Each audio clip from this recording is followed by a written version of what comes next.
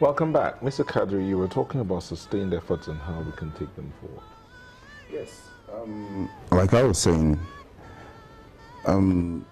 it's the fight against Boko Haram is consistent in the terms of the unrelenting attitude towards it.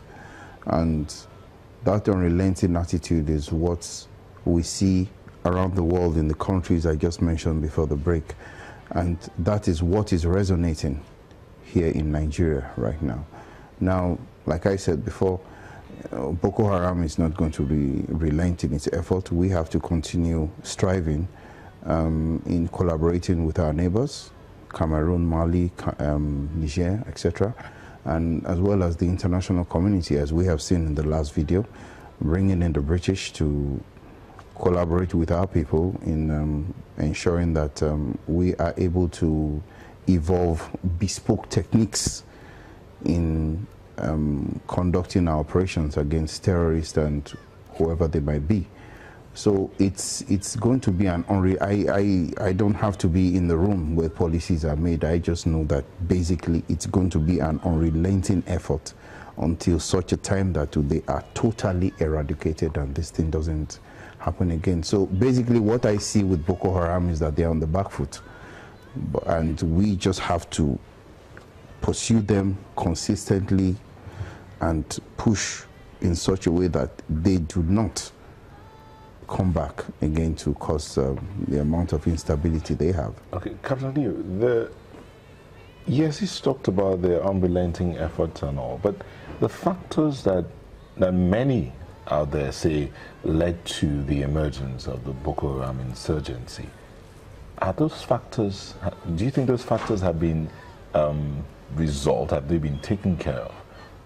I want to believe so. Let me tell you what that means. I don't believe they have. What I want to believe means I'm closer to believing than not believing. So I want to believe so. Let me tell you something. You see political inclusion, you see poverty, you see corruption. They are the things that fuel the confidence these groups have to recruit people. Okay? Whether anyone likes it or yes, when a Boko Haram chieftain hears that one miner did X, Y, and Z, he goes to 10 hungry people and say, you fools, you are sitting here, we are trying to liberate you, and this guy has just taken so much, and he was even promoted for doing so. Do you really think this is where you want to belong? Now I tell you something, a mind is a terrible thing to waste. When it comes to child education, Almajiris, in that part of the country, when it comes to girl child education, I don't need to say much about that in that part of the country, you're looking at fallow minds. But what exactly is it that unifies these fallow minds? Is poverty, hunger, political exclusion. And once the mind is fallow, any mentality that occupies it first is the one that springs forth and grows there. So these are fertile minds for what? Extremism. And you come, you offer them a little bit of sukkah, you take them in, and before you know it, you start asking them to do the impossible. Nobody, if you go into quantum physics, the quark, the photon, is self-sustaining. We are survivalists. Our DNAs were meant to survive by default. That's why you breathe effortlessly. For you to get someone to wear a bomb and go blow himself up, two things are key. One, his mind is fallow, or if his mind is not fallow, he's had a lot of disgruntlements for which things we hear about corruption and what have you are not doing any good. So when you see people who are bitter, they're politically excluded, and they're hungry, you have seen the three complete recipes for disaster. So much as the military is doing, those in government will govern responsibly, or else they just create more fights for the armed forces. So what I'm saying is continuous improvement. These improvements have been taken at the macro level. Let's come to the micro level, to the nucleus. The biggest asset any terrorist has is the individual terrorists, the foot soldiers. And what are we all? Human beings. Human beings are mind-driven. Does the National Orientation Agency, for example, has a blueprint for fighting this terrorism? What are they doing about the psychology of terrorism? I've never heard about them. They are just quiet, so I don't know what they're orienting. The military can do much, but every aspect of this country as a whole, you know, has its own part to play in this fight against terrorism. So the military can conquer all it wants, they can capture all they want, and the politicians continue to outdo themselves in corruption acts and flips and somersaults, and that gives grounds for more recruitment. So that's why I said progressively, what next? Each part of this nation has a role to play. Religious leaders, societal leaders, politicians, the soldier, the policeman, even mothers and fathers at home. National Orientation Agency, what are you doing about this? The mothers and fathers you mentioned, yes. You know, what exactly is their role here?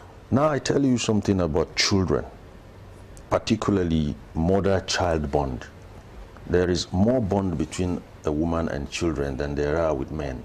So women are actually influencers as far as children are concerned, because they start off with you, they stay on you for another 5 years or 6 before they start straying away. Now, if you observe, the Boko Haramists target children. So if I was sitting in NOA, hey, I would have put something together for the Nigerian woman, and I just watch the children fall into line. And when I'm talking of the Nigerian woman, I'm not talking of the Nigerian elite woman. I'm talking about that woman who doesn't even speak English. Yes, who doesn't speak English. If you want to get to the problem, just take the nuclei, solve that, and you watch the entire problem collapse. So the nuclei, or rather the nucleus now, is where they should be looking at. So if I get you correctly, the strength of the terrorists is mind games. Absolutely, mind control.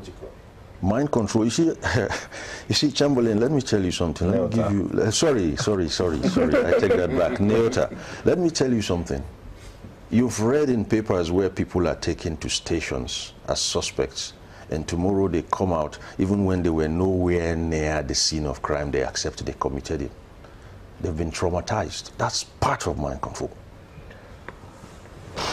Oh yes. So if you pick up a boy and you traumatize him either with physical torture or drugs, and you tell him, look, if you want to get out of this and go to paradise where everything will be simple, just go blow yourself up, or else you come back here to us. What do you think you do?